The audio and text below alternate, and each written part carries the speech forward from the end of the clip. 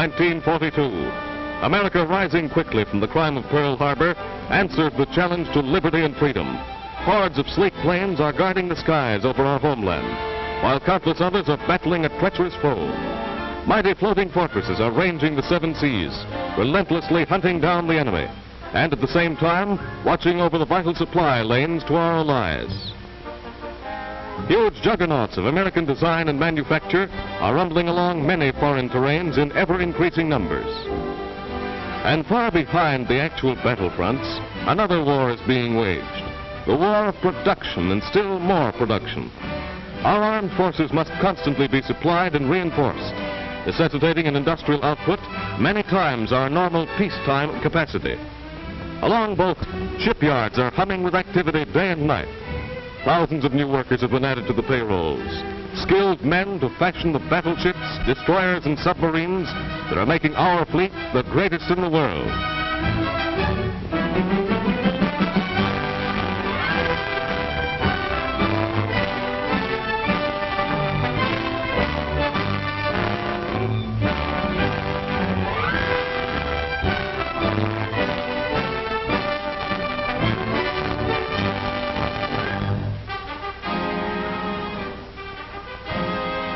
Behind the guarded doors of giant plants throughout the country, airplanes of every type and design are being built by the thousands. Sleek fighters, capable of doing over 400 miles an hour. Dive bombers that can swoop down on their prey at a speed of over 600 miles an hour. First, the skeleton of the plane is speedily formed by scores of skilled specialists. Every part must be fitted with microscopic accuracy. While the frame is being assembled, other workmen are building and testing the new powerful motors that will carry the plane into the sky. Equally important to the all-out war effort is production of tanks. These Titans, some of which weigh over 50 tons and contain more than 40,000 specially made parts, are now rolling off the assembly lines at a fantastic rate, ready to take their place in the fight for freedom.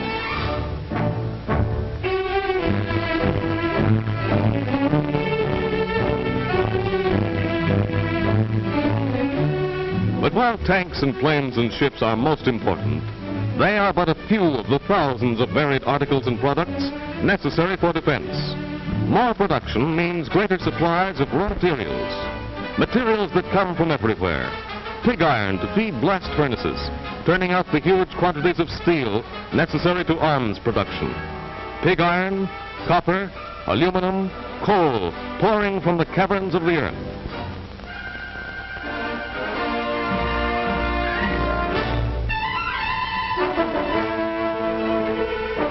Rubber for the tires on which roll the modern mechanized army, and for 1,000 other uses. Rubber that comes from the plantations of the tropics. Materials from everywhere. Take leather, for example, so important to the production of ammunition belts, holsters, and gas masks.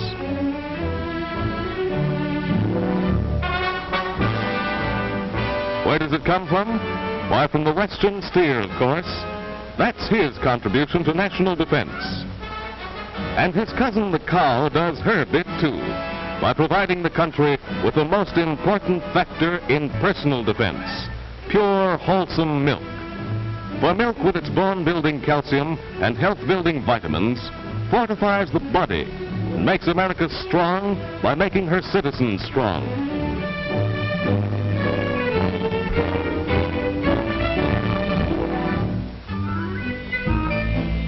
Young America learns the milk-drinking habit early, for their young bodies are constantly using up energy in the variety of activities that make up the day of the typical healthy youngster.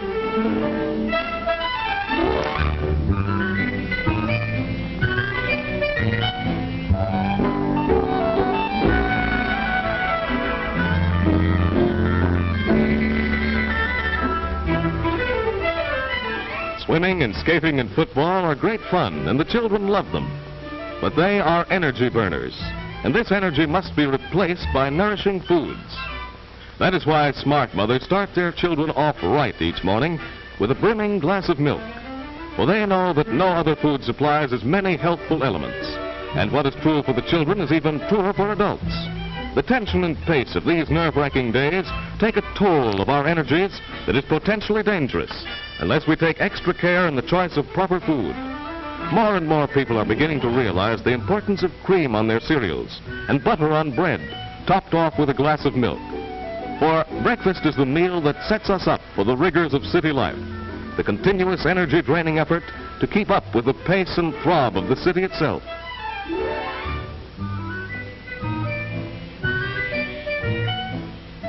Today, the speed up in our daily activities is greater than ever before, and consequently, we are more in need of a midday pick-me-up.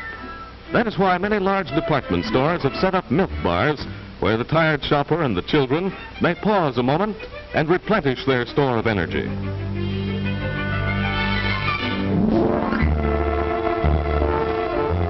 That is why milk bars have sprung up everywhere. For wise men and women realize that now is the time for all of us to be at the peak of our productive capacity. And milk at lunchtime supplies the extra pep and vitality that we need to work more efficiently under the increasing tension.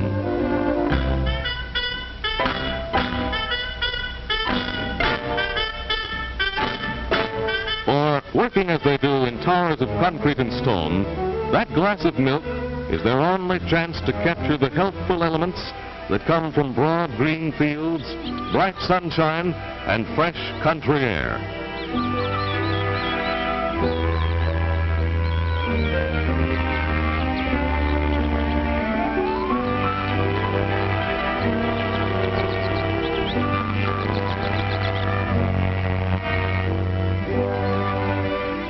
Here in the peaceful surroundings of the dairy country is Mother Nature's arsenal, where she manufactures white ammunition.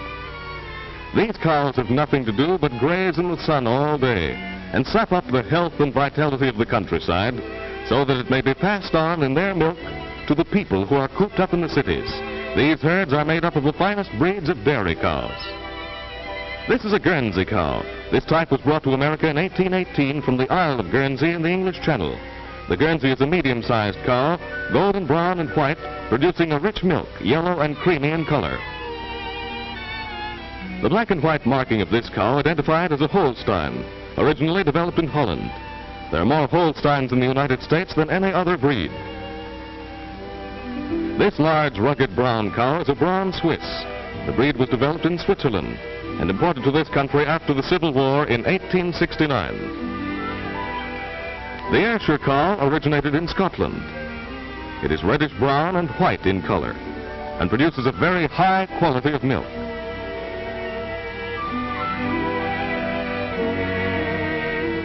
This small fawn-colored cow is a Jersey, originating on the Isle of Jersey in the English Channel. The Jersey cow produces a small quantity of an exceptionally rich milk. The world's best-known cow, Elsie, is a purebred Jersey.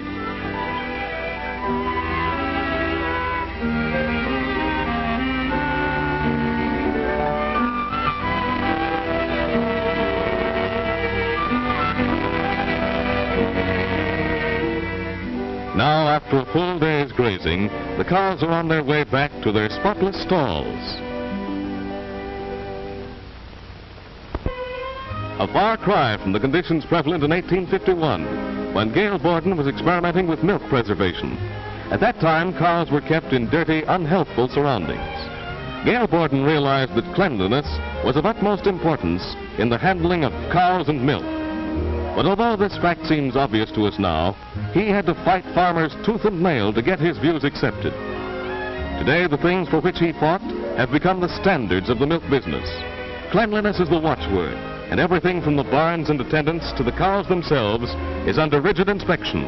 For milk is more than just a business today, it is a public responsibility. Here the cows are being fed carefully prepared vitamin-rich silage and grain as a sort of dessert to top off their day in the pasture. Then, if she's thirsty, she need only press her mouth into the basin of this automatic fountain right beside her. Now, before the cow is ready for milking, she is carefully washed down by attendants who know, as does everyone else in the milk business, that you just can't be too clean where milk is concerned.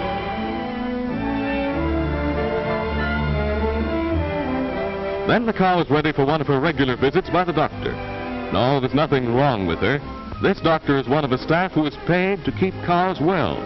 For you can't be sick and have anything to do with milk.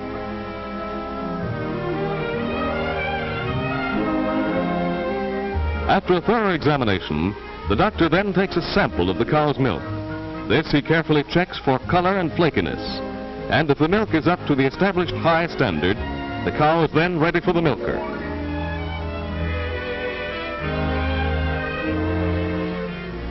In this modern day, milk production is as highly mechanized and efficient as any other large industry. The cow still makes the milk, but then modern efficient machinery steps in. These mechanical milkers, for example, are both cleaner and faster than the old milking by hand process, and from the cow's standpoint, far more gentle.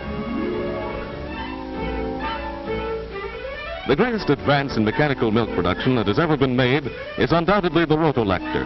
Employing the principle of the assembly line, this large merry-go-round type of machine saves time by bringing the cow to the attendant instead of making it necessary for the attendant to go to each cow. The cow enters at one end of the machine into its own separate enclosure, each complete with a milking machine and a receptacle for the milk. The cows are first thoroughly washed by the attendants. The receptacle, too, is sterilized with scalding water before it is used.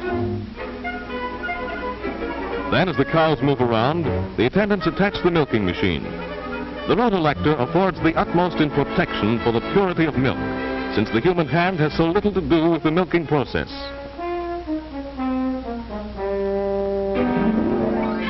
The milk leaves the cow and is pumped directly into the sterilized glass containers. A further safeguard is effected by taking the entire machine apart several times each day for thorough sterilization of every part. At frequent intervals, a large laboratory off the milking room takes samples of the milk for examination. Constant supervision of milk quality assures a uniformly pure product. In 5 minutes, the milking process is completed, and as each cow steps off the rotolactor, another one steps on. While it is undoubtedly the most ingenious, the rotolactor is but one of the many Borden developments designed to provide you with better, purer milk. The milk is then chilled before shipment.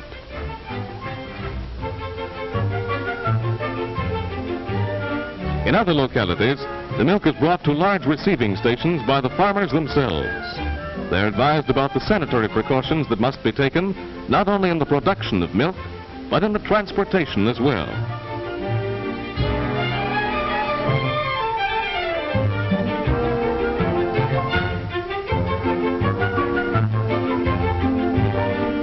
This milk, too, is carefully tested by trained technicians who sample each and every can of milk that is brought in.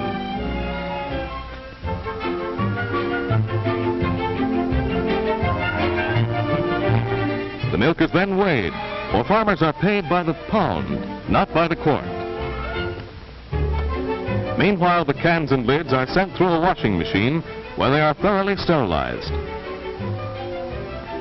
Each farmer picks up only the cans that bear his number, and he keeps them securely sealed until ready for use again.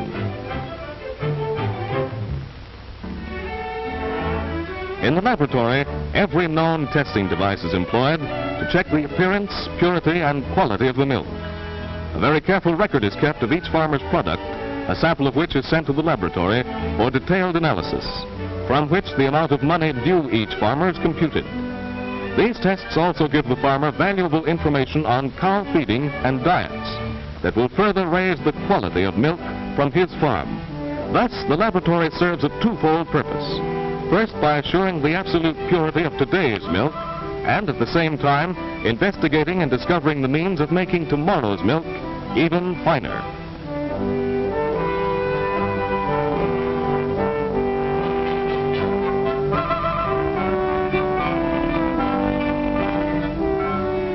After preliminary refrigeration, the milk is then rushed to the city in large stainless steel, glass-lined tank trucks, insulated to keep the milk ice cold, carrying the freshness and healthfulness of the air and sunshine of the country to the city dweller.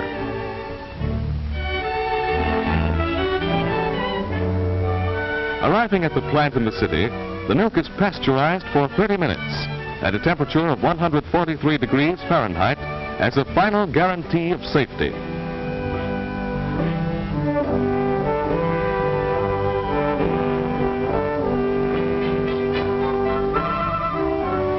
An automatic graph keeps a constant record of each individual pasteurization tank. Under the health-giving rays of ultraviolet lights, some of the milk is irradiated before pasteurization, and thus important vitamin D is added to the many food elements milk already contains. In the filling room, the bottles come out of the washing machine where they've been thoroughly scoured and sterilized for a period of 22 minutes onto a conveyor that carries them directly to the filling machine.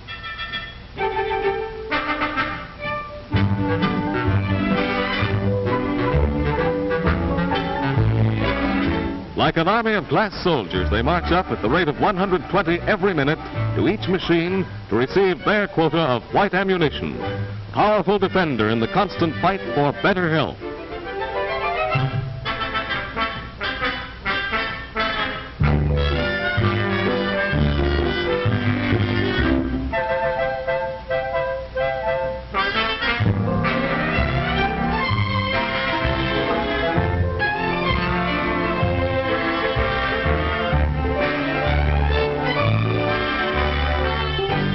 As the filled bottles are placed in their cases, watchful attendants again examine them for imperfections and pass on only perfect bottles for delivery.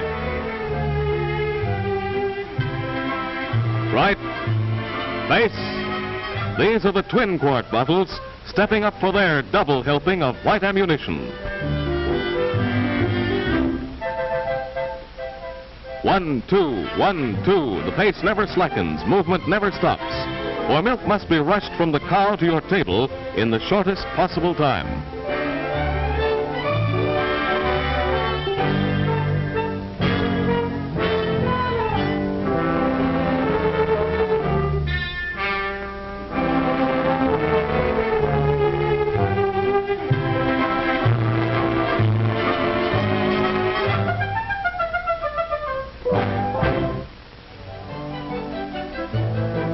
Here, as everywhere in the process of milk production, the laboratory plays an important part. Every step of pasteurization and bottling is carefully watched by scores of skilled technicians, utilizing every type of modern testing equipment and laboratory apparatus. It is their observations that make the milk you drink the safest, purest, and most healthful food you can buy.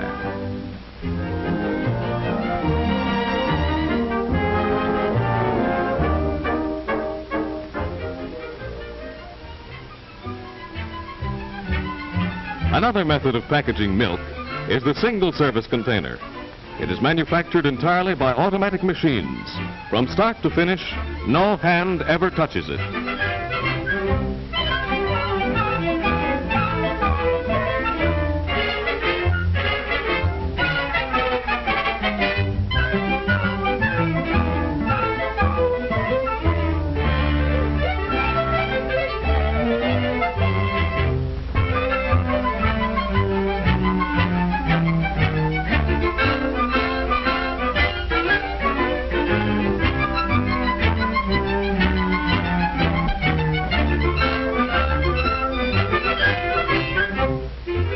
Once the container is formed, it is coated inside and out with scalding paraffin.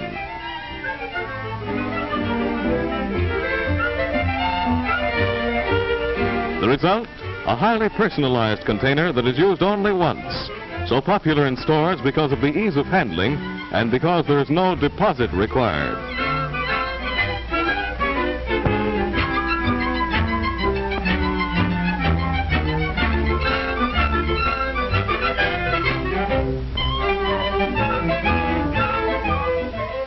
The containers are filled and packed in exactly the same manner as the bottles.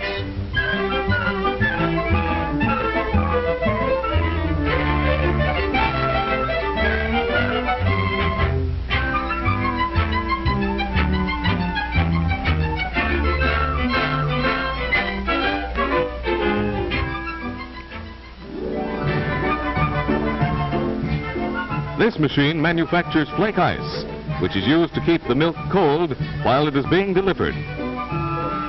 Refrigeration is essential because milk is a very perishable food and must be protected on every step of its journey.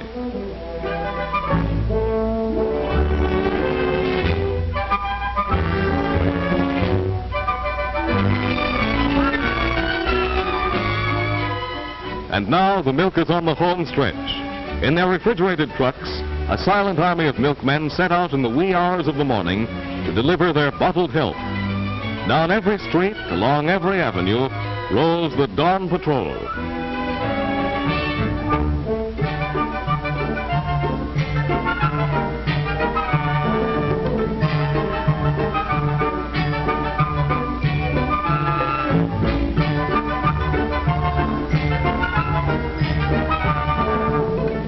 We all take the bottle of milk for granted, but very few of us appreciate the long and intricate process that has made it possible to bring the magic fluid from the farm to our doorstep.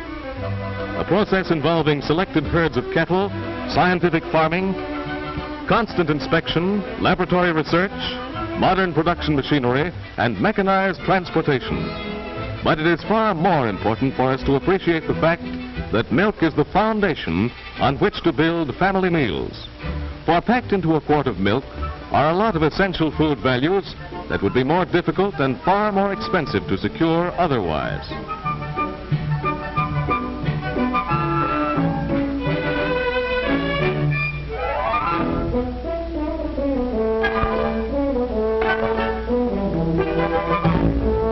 Bottle boxes are furnished by the thousands to families whose milk would otherwise be exposed to the elements. Incidentally, the man who made this box never saw it, for he is one of a shop full of blind men who are kept gainfully employed the year round making these boxes. Not only does milk go to homes, but every morning a huge fleet of these heavy-duty, refrigerated wholesale delivery vehicles rolls out of the branches on their way to serve the stores, restaurants, hotels, and hospitals of the metropolitan area.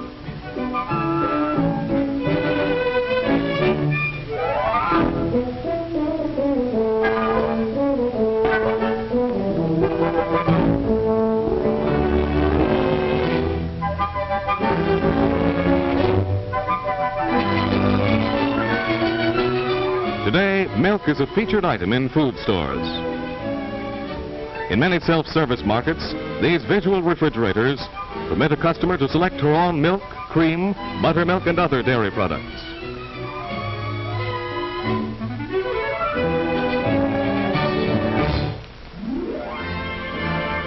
And today, milk is playing an important part in the training of the greatest armed forces in our history. A famous general once said, "The more milk you put into a soldier, the more fight you get out of him." For milk, with its healthful vitamins and mineral elements, builds strong men. And in this time of need, it is strong men who give America its strength.